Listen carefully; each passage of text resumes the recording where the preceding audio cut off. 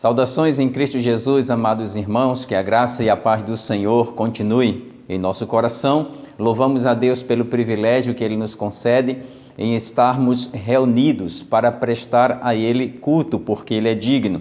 Que Deus nos dê graça também neste domingo, onde estamos prestando culto ao Senhor, e para a nossa meditação, para a nossa reflexão, quero deixar para os irmãos um texto da Palavra de Deus que se encontra no Evangelho que escreveu Mateus, no capítulo de número 26, a partir do versículo 26, que nos diz assim: Enquanto comiam, tomou Jesus um pão e, abençoando-o, o partiu e o deu aos discípulos, dizendo: Tomai, comei, isto é o meu corpo.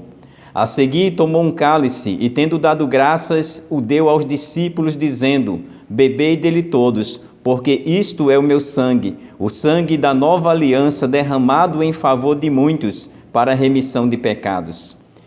E digo-vos que, desta hora em diante, não beberei deste fruto da videira, até aquele dia em que o hei de beber novo convosco no reino de meu Pai. E tendo cantado um hino, saíram para o Monte das Oliveiras. Que o Senhor Deus aplique a sua palavra ao nosso coração, e nós queremos usar como um tema para a nossa meditação nesta noite, fortalecendo a comunhão. Deus, por sua imensa graça, Ele tem se utilizado de muitas formas e maneiras para fortalecer a nossa vida, a nossa fé, a nossa comunhão com Ele. Então, este é um dos privilégios que nós temos em saber que Deus, Ele se interessa em que nós estejamos em comunhão com Ele a cada dia. Isso é necessário, porque neste mundo nós enfrentamos dificuldades, pesares, coisas difíceis acontecem também na vida do cristão. E às vezes o cristão pode se sentir desanimado e por causa disso, é necessário que o cristão ele esteja sempre em comunhão com Deus, em comunhão com o Senhor. Uma das formas que Deus ele se utiliza para fazer com que os seus filhos se mantenham em comunhão com Ele é o que nós encontramos na Palavra de Deus, que é a instituição da Ceia do Senhor ou da Santa Ceia do Senhor. Então, Deus, através deste santo sacramento, Deus permite que o cristão ele passe a refletir sobre a sua comunhão com Deus e isso possa o levar para mais perto de Deus. A instituição deste sacramento, que Deus assim o fez, Ele o fez por meio de Cristo ou através de Cristo, e este é um ato cerimonial de grande importância para a vida do cristão. Por isso devemos celebrar a ceia do Senhor, a comunhão com o Senhor, através deste ato de ceia, todas as maneiras, de todas as formas que o Senhor nos permite na sua palavra e no tempo que para isso for estipulado. Algo interessante, que sendo este ato cerimonial de tão grande importância para os cristãos, nós devemos relembrar alguns pontos importantes deste sacramento. Por exemplo, algo importante que precisamos entender sobre este santo sacramento, que ele foi criado pelo próprio Deus, ele foi estabelecido e instituído pelo próprio Cristo.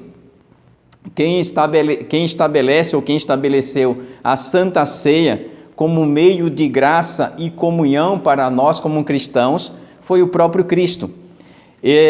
Ela veio a ser, para os cristãos, uma das formas dos cristãos expressar a sua fé e a sua comunhão com Cristo desde o início, então, da cristandade. Algumas coisas importantes que devemos lembrar em relação a isso, que os apóstolos e os cristãos, eles entenderam que a ceia do Senhor, ela substituiu o ritual da Páscoa. Nós sabemos que a Páscoa ela sempre foi importante para os judeus e ainda como cristãos nós entendemos as suas simbologias e a importância dela no Antigo Testamento, Porém, vemos que os cristãos e os apóstolos, eles entenderam que a Páscoa, ela encerra-se, ou seja, os rituais na Páscoa, eles encerram-se em Cristo, porque Cristo, ele é o cumprimento de toda a Páscoa. Algo interessante que nós olhamos no versículo de número 26, de Mateus 26, assim está escrito: enquanto comiam, tomou Jesus um pão e, abençoando, o partiu e o deu aos discípulos, dizendo: tomai e comei, isto é o meu corpo. Este versículo, ele inicia-se falando que enquanto comiam o quê? É interessante quando olhamos para o versículo de número 17 de Mateus 26, está escrito: no primeiro dia da festa dos pães asmos, vieram os discípulos a Jesus e lhes perguntaram: onde queres que te façamos os preparativos para comeres a Páscoa? Então, esse texto de Mateus 26 e o versículo 26 está inserido nesse contexto pascal, onde os discípulos, eles se dirigem a Jesus e eles perguntam onde Jesus queria que a Páscoa fosse celebrada, fosse preparada para que eles celebrassem. É interessante que isso era um costume judaico, os judeus sempre celebraram a Páscoa e Jesus também. E durante o ministério de Jesus, pelo menos durante os 3 anos, Jesus ele não se eximiu, ele não parou de celebrar a Páscoa. Porém, neste último relato, que é chamado aqui a última Páscoa celebrada por Jesus com os seus discípulos, está registrado aqui em Mateus que a partir dessa última Páscoa, o Senhor Jesus, enquanto comia com eles, então ele tomou o pão e, tendo dado graças, o abençoou e partiu e deu aos discípulos. Então, este momento aqui, ele acontece justamente na última Páscoa que o Senhor estava celebrando com seus discípulos. Por quê? Porque Jesus era o cumprimento de toda a Páscoa. A Páscoa apontava para Cristo, todos os rituais da Páscoa apontavam para Cristo. E quando Cristo ele celebra esta última Páscoa ali com seus discípulos, ele está dizendo com isso que ali se cumpre todo o ritual. Lembrando o que o apóstolo João, ele fala quando ele vê o Senhor Jesus se aproximando dele no início do seu ministério, e isso está lá em João, capítulo 1, e o versículo de número 29, que assim está escrito: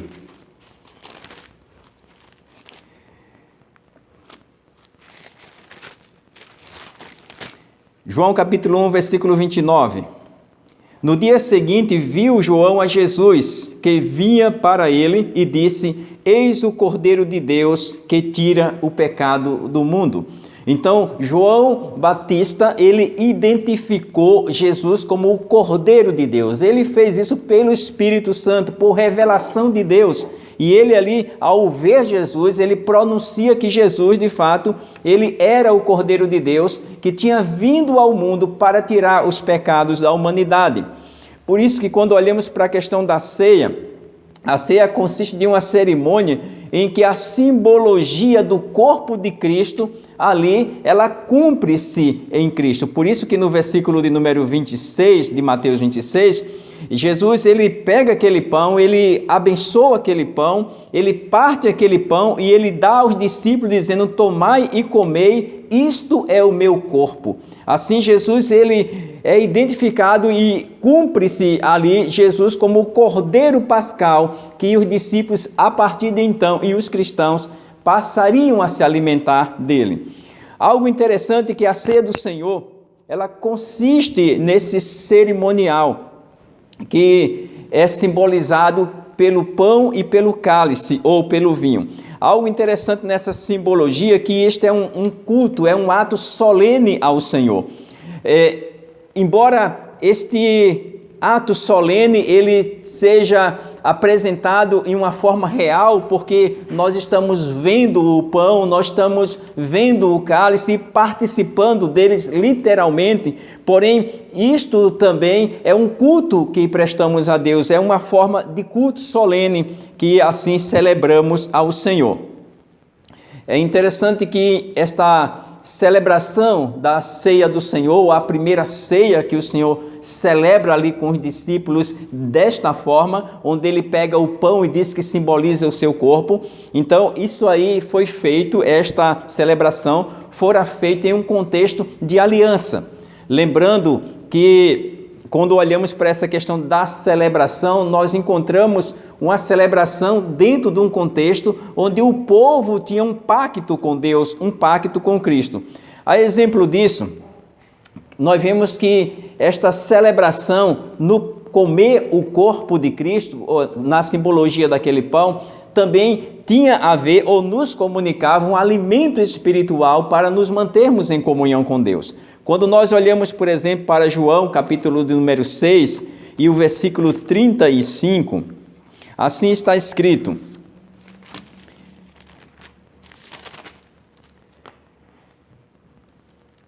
declarou-lhes, pois, Jesus: eu sou o pão da vida. O que vem a mim jamais terá fome, e o que crê em mim jamais terá sede. Então, o Senhor Jesus, ele chega para os discípulos, ele declara para todos que ali estavam, quando ele está discursando sobre o verdadeiro alimento que vem de Deus, o pão que vem de Deus, e ele diz que ele é o pão da vida. E como um pão da vida, ele então alimenta aquele que a ele se chega. Por isso que ele diz: eu sou o pão da vida, quem vem a mim jamais terá fome. Nesse contexto onde Jesus ele apresenta-se como o pão da vida, é importante lembrarmos que o entender ou o entendimento disso nos trará um fortalecimento espiritual. Por exemplo, quando nós lemos ainda no versículo de número 51, assim está escrito: eu sou o pão vivo que desceu do céu. Se alguém dele comer, viverá eternamente. E o pão que eu darei pela vida do mundo é a minha carne. Então, o Senhor Jesus, ele, mais uma vez, ele identifica-se aqui como o pão vivo. Eu sou o pão vivo que desceu do céu. Ao entender essas expressões do Senhor Jesus, esses ensinamentos que ele está transmitindo àqueles que ali estavam ouvindo, ele está se identificando como aquilo que o ser humano precisa para viver bem com Deus ou em comunhão. É importante entender que para se manter em comunhão ou em união com Cristo, precisamos participar da vida de Cristo. Embora a cerimônia ela seja simbólica ou mística, podemos dizer assim, naquele momento onde nós estamos celebrando a ceia e participando, embora seja um momento espiritual, um momento do culto, mas também aquilo é um momento real, aquele momento é um momento real. É um momento onde nós, ao ver o pão, ao ver o cálice, nós lembramos de Cristo, lembramos do seu sacrifício por nós. Embora isso seja bem claro para nós cristãos, é interessante sempre relembrarmos esta verdade, essa realidade. Quando olhamos para João capítulo 6 e o versículo 48, assim está escrito: eu sou o pão da vida. Então, Jesus, ele apresenta-se como um pão da vida, aquele pão que é vivo, e não só vivo, mas que dá vida. O versículo 49, ele diz assim: vossos pais comeram o maná no deserto e morreram. E é interessante essa passagem porque o maná aqui está se reportando a história do Êxodo, quando o povo de Israel ele foi tirado por Deus do Egito e eles caminharam pelo deserto. E durante todo aquele período que eles caminharam, enquanto eles não entraram na terra prometida em Canaã, o maná enviado por Deus descia dos céus, o pão de Deus vinha. Então eles colheram todos os dias, eles iam lá e se alimentavam, com exceção do dia de descanso, mas todos os dias eles se alimentaram. Jesus, ele relembra isso e ele chega aqui, ele diz que ele é o pão vivo, não o igual o maná que eles comeram. Por isso que Jesus, ele relembra aqui aos cristãos judeus, né? Quando ele disse: vossos pais comeram o maná no deserto e morreram. Então, aquela simbologia do maná, ela apontava para Cristo, que é o verdadeiro alimento, o verdadeiro pão. Então, mesmo que os judeus, eles presenciaram aquele milagre, participaram daquele milagre, mas mesmo assim eles morreram. Eles não viveram eternamente. Jesus aqui, ele diz que ele é o único pão vivo que desceu do céu, enviado por Deus, que aquele que dele comer viverá eternamente.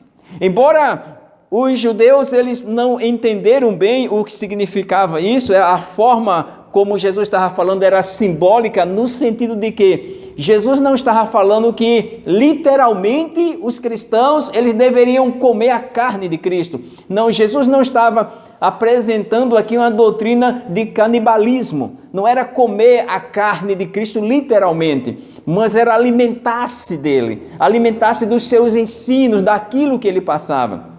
Algo importante para os judeus, que se alimentasse então de Cristo, daquilo que ele estava trazendo, da vida que ele estava dando, que era a vida eterna. Isso levaria a todo aquele que se alimentasse dele viver eternamente. É verdade que mesmo os cristãos morreram e nós ainda morremos, mas nós não morremos para a morte eterna, nós morremos para viver eternamente com Cristo.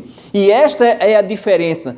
Quem comeu do maná no deserto, aquilo não era garantia de que eles viveriam eternamente só porque comeram do maná. Não havia uma garantia de que todos aqueles que saíram do Egito, que comeram o maná, e por comer o maná, eles já tinham direito à vida eterna. Não tinham. Assim, Cristo, ele é superior quando ele apresenta-se como o pão da vida, porque ele diz: eu sou o pão da vida, o verdadeiro pão, aquele que de mim se alimenta, então verdadeiramente viverá para a eternidade.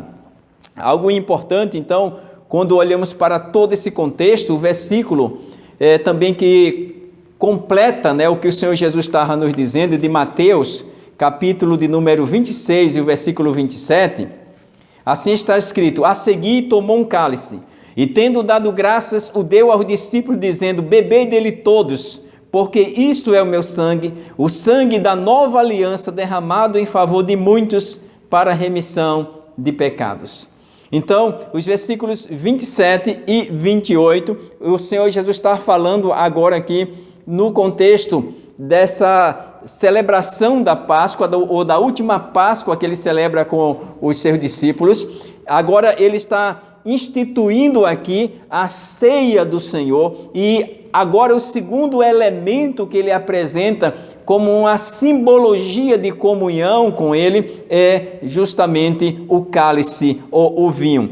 Quando diz que a seguir tomou um cálice, e ele, tendo dado graças a Deus por aquilo, ele dá aos discípulos e diz: bebam dele todos, bebei dele todos. E aí ele explica no versículo 28, quando ele diz: porque isto é o meu sangue, o sangue da nova aliança. Então, o Senhor Jesus, ele passa agora a apresentar o seu sangue como o sangue da nova aliança. Ora, isto é importante quando Jesus ele apresenta o seu sangue na simbologia daquele vinho, daquele cálice ali representado, porque a aliança ela é instituída com um pacto de sangue. Deus fez isso no Antigo Testamento, quando Deus entrega a lei ao povo hebreu através de Moisés. Então, está lá em Êxodo, capítulo de número 24 e o versículo de número 8, a leitura também desse texto, ele é relevante para entendermos essa questão do pacto. Êxodo, capítulo 24 e o versículo 8, assim está escrito: então tomou Moisés aquele sangue e o aspergiu sobre o povo, e disse: eis aqui o sangue da aliança que o Senhor fez convosco, a respeito de todas estas palavras. Então esse contexto aqui é o contexto onde Deus ele entrega para Moisés, para o povo ali de Israel, através de Moisés, a lei, E ali naquele momento, então, eles oferecem sacrifícios a Deus, e Moisés pega o sangue daqueles animais e ele asperge sobre o povo uma parte, ou seja, ele pega um isopo, né, que é um tipo de vassoura feita dessa planta isopo, e ele molha no sangue e ele asperge sobre o povo e sobre os utensílios também em parte, e a partir dali aquele sangue ele serviu como o símbolo daquela aliança.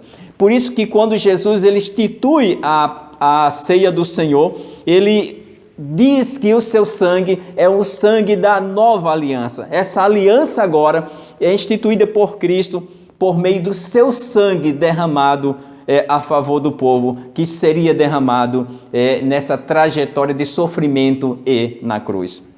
Algo importante, que o Senhor estabelece a sua aliança. A aliança é estabelecida por Ele próprio, porque só Deus pode estabelecer uma aliança eterna e verdadeira. Por isso que Cristo, como Deus, Ele estabelece a sua aliança. E esta aliança ela é garantida pelo próprio autor da aliança, que é o próprio Cristo. E a garantia dessa aliança é a perfeição daquele que está fazendo, que é o próprio Cristo. O seu sangue perfeito é derramado, a sua vida perfeita é derramada por nós. O sangue tem símbolo de vida. Jesus deu a sua vida, Ele derramou a sua vida em favor de nós cristãos. Algo importante aqui que, assim como a simbologia do Cordeiro Pascal, ela libertou pelo sacrifício o povo da escravidão do Egito, assim também o sangue de Cristo ele liberta o ser humano do pecado.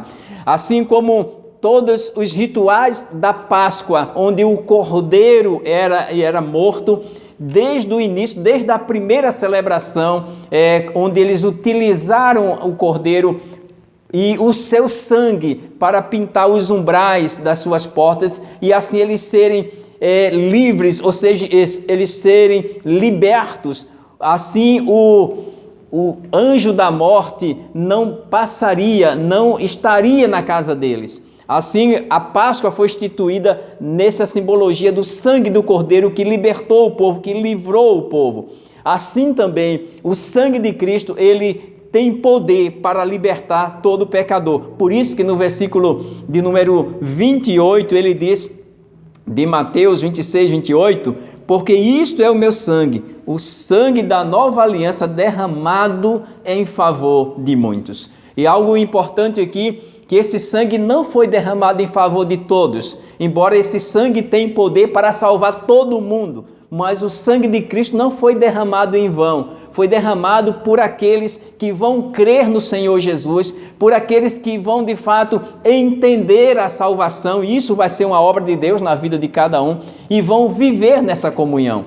Por isso que não é simplesmente olhar para o sacrifício de Cristo, ou também não é simplesmente participar da ceia do Senhor e achar que por participar da ceia do Senhor, a sua vida eterna está garantida. Assim como muitos no deserto comeram o maná e morreram e não viveram eternamente, assim a participação da ceia do Senhor, ela não é uma garantia de vida eterna, neste aspecto de que aquele que participa simplesmente pelo ato de participar tem a vida eterna. Não, é uma consequência de uma vida recebida por Cristo.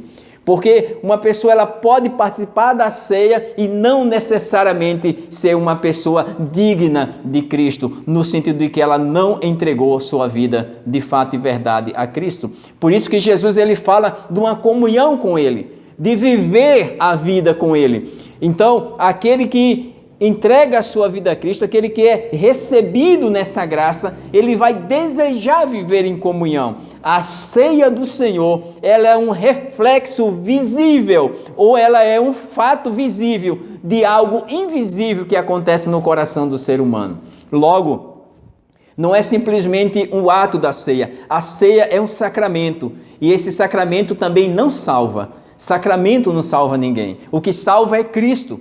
Por isso que a pessoa de Cristo, ela está além do sacramento. O sacramento é uma das formas que Cristo usa, que Deus usou para a nossa comunhão ser revitalizada nele a cada dia. Assim, o sangue de Cristo, ele tem poder para salvar, para libertar, para transformar todo pecador. E esse poder que há no sangue de Cristo, ele é imedível. Ele transforma, e quando isso acontece, a pessoa ela vai continuar em comunhão com Cristo a cada dia.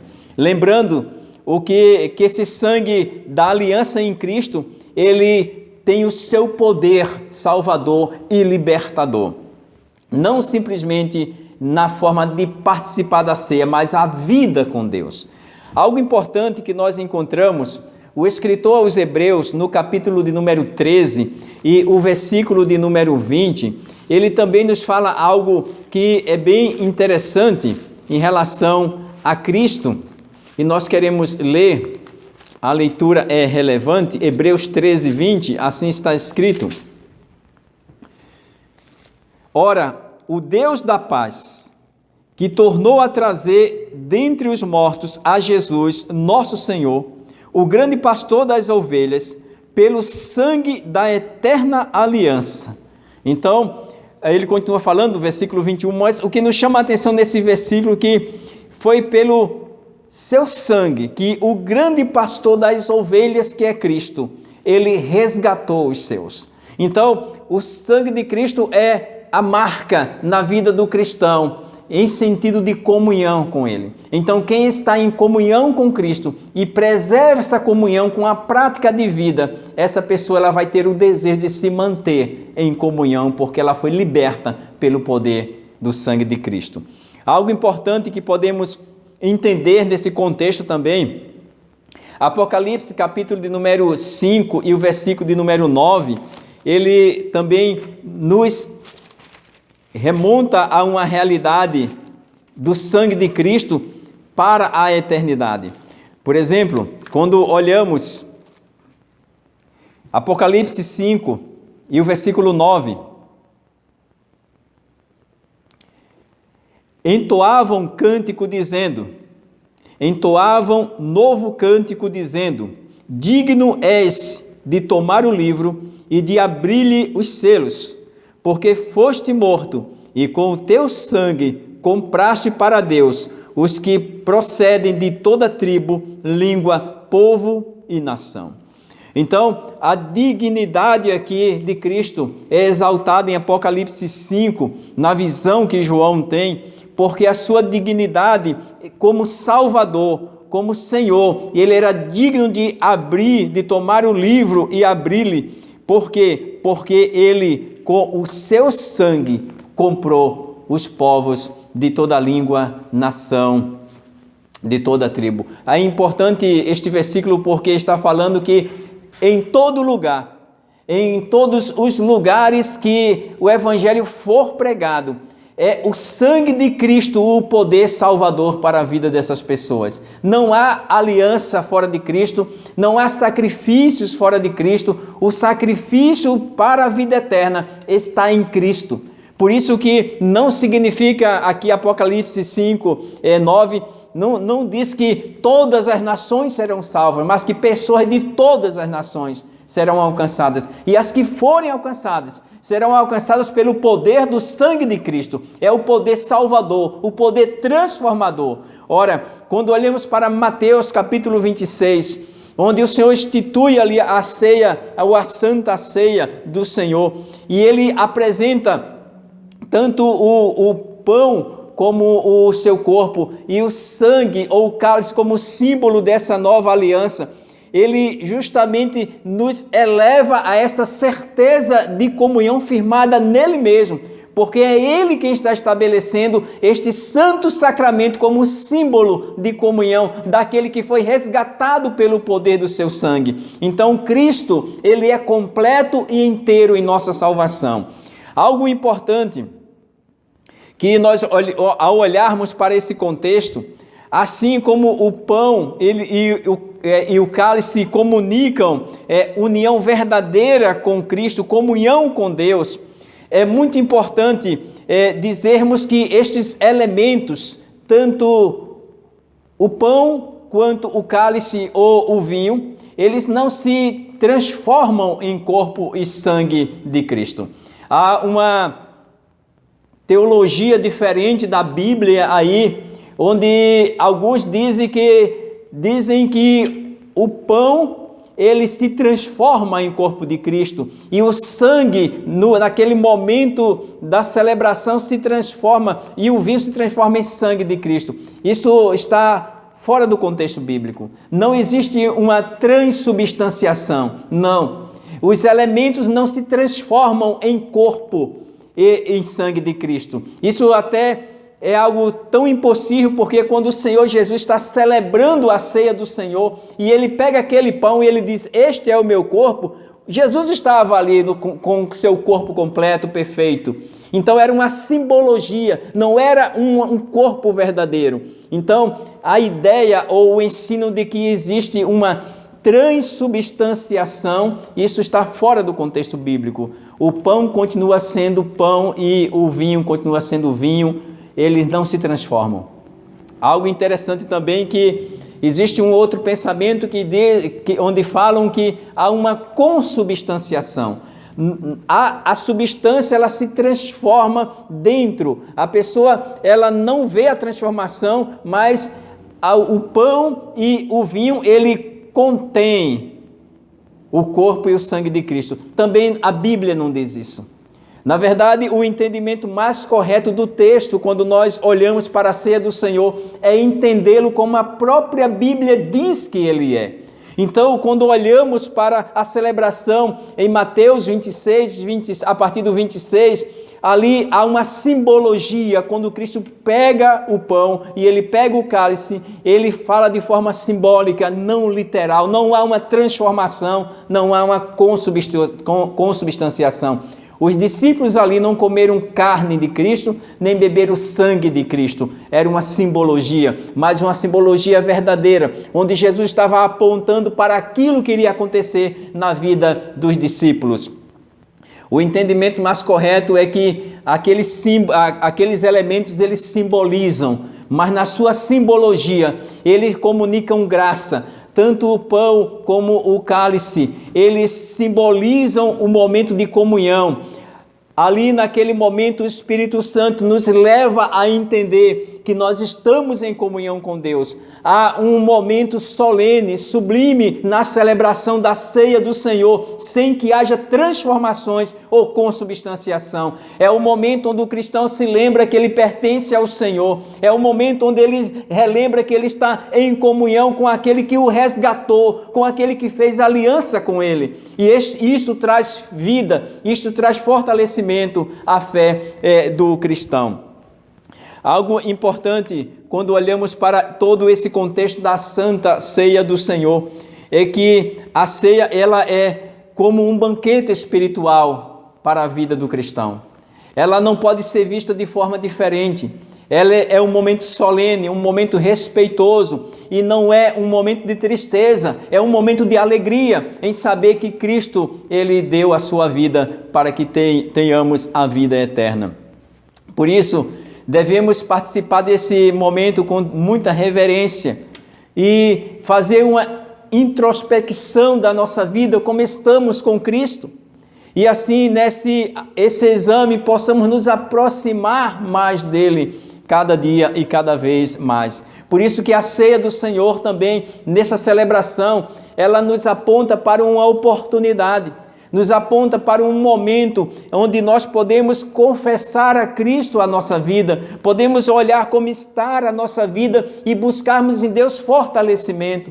Quando nós olhamos para o que Cristo fez por nós, em morrer por nós, em dar a sua vida santa, em derramar o seu precioso sangue, em morrer pelos nossos pecados, nós entendemos que nós não somos dignos disso, não somos dignos de Cristo, mas olhamos para a sua graça, o favor gracioso de Deus e por isso nós nos rendemos a Ele.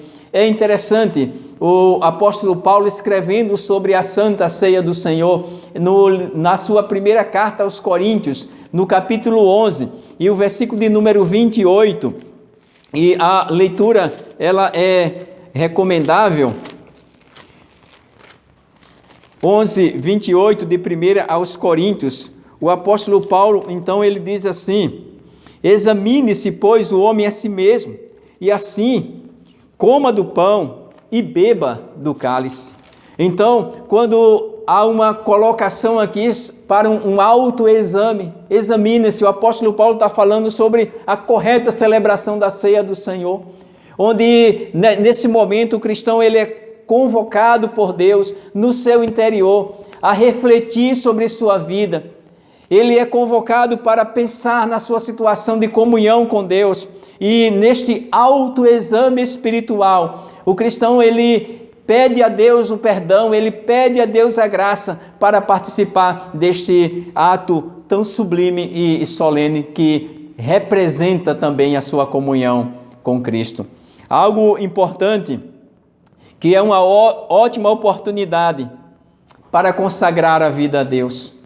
Quando olhamos para o sacrifício de Cristo e enxergamos no autoexame a nossa incoerência com a palavra, então nós encontramos ali uma oportunidade de assumirmos um compromisso real com o nosso Deus, com aquilo que Ele ensinou. Lembrando o que o Senhor Jesus ele disse em João capítulo 6, que aquele que dele vive, dele se alimenta, ou aquele que dele se alimentar, por ele viverá. Então, é uma questão de vida, alimentar-se e viver para a glória de Deus. Algo importante também, quando olhamos para todo esse contexto, é esta festa espiritual que é a Santa Ceia do Senhor, onde o Espírito de Deus comunica graça à nossa vida, onde o Espírito de Deus nos leva a uma contrição verdadeira daquilo que Deus fez em Cristo por nós. Este momento sublime, ele também é um suprimento espiritual para a nossa vida e para a nossa fé. Embora o sacramento não salva ninguém, o sacramento não é prerrogativa de salvação, o que salva é Cristo, só Cristo salva. Porém, esse sacramento nos leva a entender a graciosa bondade de Deus em nos salvar. Algo importante, esta graça não pode ser explicada, ela tem que ser experimentada. Só aquele que verdadeiramente foi alcançado por essa graça, ele sabe o privilégio que ele tem em comungar com o Senhor. Algo também relevante para a nossa vida, quando nós olhamos para Mateus capítulo 26 e o versículo 29, assim está escrito: e digo-vos que desta hora em diante não beberei deste fruto da videira, até aquele dia em que o hei de beber novo convosco no reino de meu Pai. Então o Senhor Jesus, ele fala sobre uma comunhão eterna, ele fala sobre um comungar que acontecerá.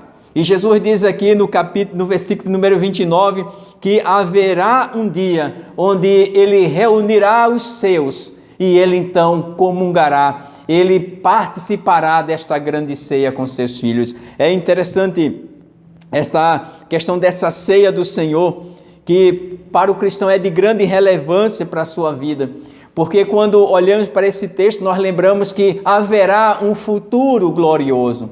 Quando olhamos para a Santa Ceia, nós enxergamos nela uma referência, sim, ao passado, aquilo que Cristo fez por nós. Quando olhamos para a celebração da Santa Ceia, nós olhamos para o sacrifício de Cristo, nós lembramos que Deus enviou o seu Filho para morrer pelos nossos pecados, nós lembramos que Ele nos alcançou, nós lembramos que os nossos pecados o levou até a cruz, Ele foi ali pregado e morto pelos nossos pecados. Sim, a ceia nos lembra disso, é uma referência ao passado.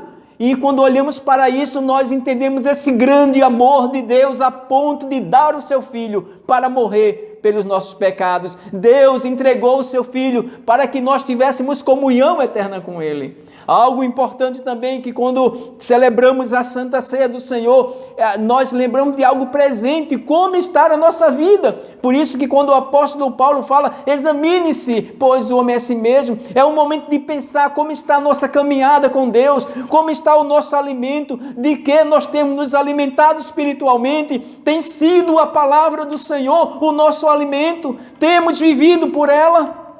Por isso que a Santa Ceia do Senhor também é um momento onde nós lembramos do futuro. onde nós lembramos que um dia Cristo voltará.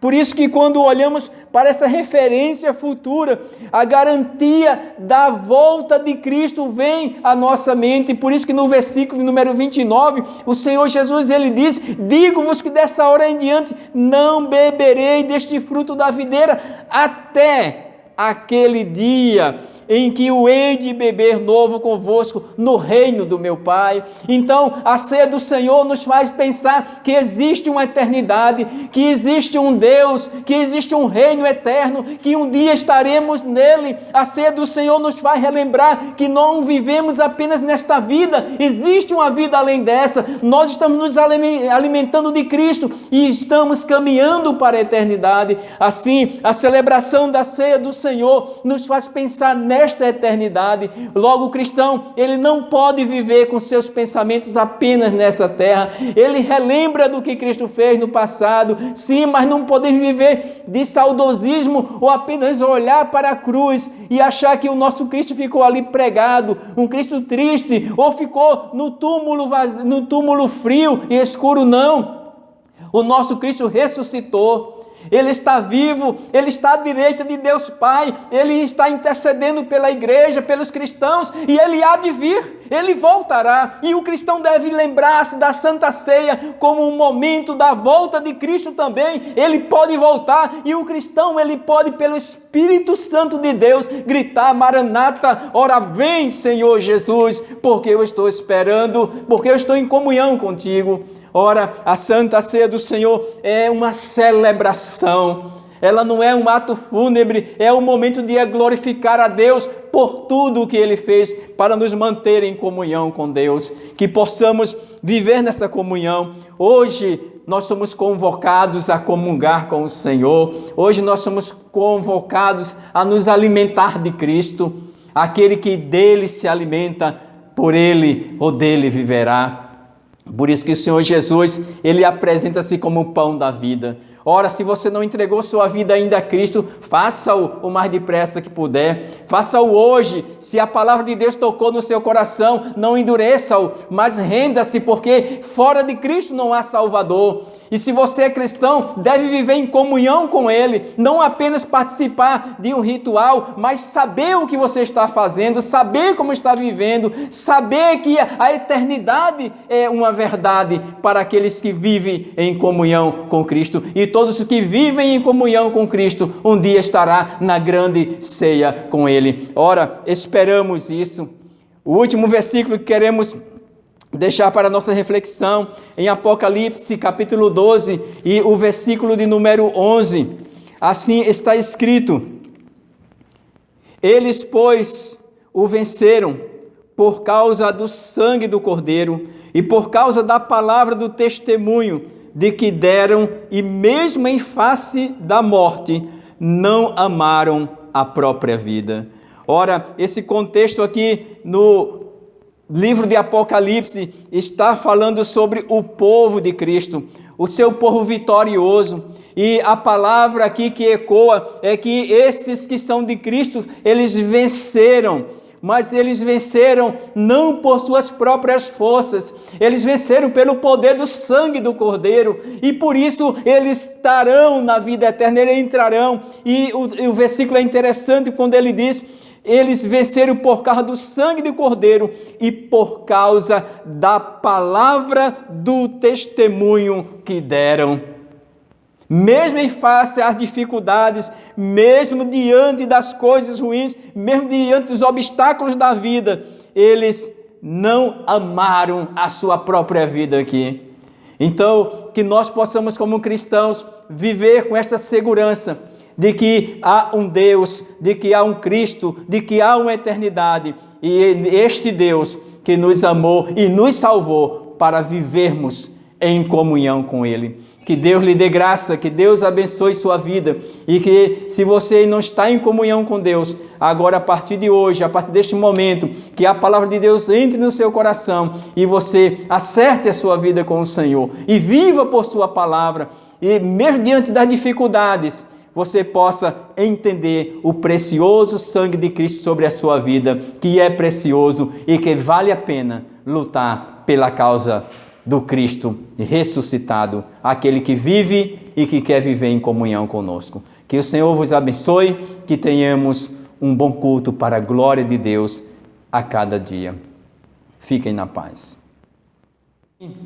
Oremos ao nosso Deus para que essa comunhão seja sempre verdadeira em nós. Senhor, nosso Deus e Pai, Deus Todo-Poderoso, Criador dos céus, da terra, do mar e de tudo o que neles há. A Ti, Senhor, seja dada a honra, a glória, o louvor e a adoração. Nos rendemos, Senhor, a Ti neste momento e pedimos que a comunhão e graça de Cristo esteja sobre a nossa vida, sobre o Teu povo e alcance aqueles que não Te conhecem, para que assim, em comunhão contigo, vivendo pelo poder do sangue de Cristo e firmado em Sua palavra, possa um dia estar na Tua face diante de Ti. Assim, ó Deus, pedimos Tua graça por todos que nos ouvem, por toda a Tua igreja, em nome de Cristo Jesus. E que o amor de Deus, o nosso eterno Pai, que a graça salvadora do nosso Senhor e Salvador Jesus, que as comunhões, as consolações e o poder do Espírito Santo de Deus seja, irmãos, convosco, hoje e para sempre. Amém.